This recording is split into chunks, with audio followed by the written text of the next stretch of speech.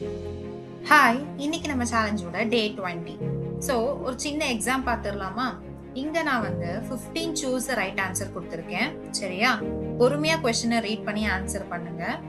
இதோட ஆன்சர்ஸும் நான் வந்துட்டு வீடியோட எண்ட்ல கொடுத்துருக்கேன். அதுக்கப்புறம் 10 ஸ்பாட் த எரர் கொஸ்டின்ஸ் கொடுத்துருக்கேன். லைக் அந்த சென்டென்ஸ்ல ஏதாச்சும் 1-2 வேர்ட்ஸ் வந்துட்டு தப்பா இருக்கும். ஓகேவா? சென்டென்ஸே வந்துட்டு அதோட டென்ஸை மாத்துற மாதிரி இருக்கும். சரியா? அதையும் அனலைஸ் பண்ணி கண்டுபிடிங்க.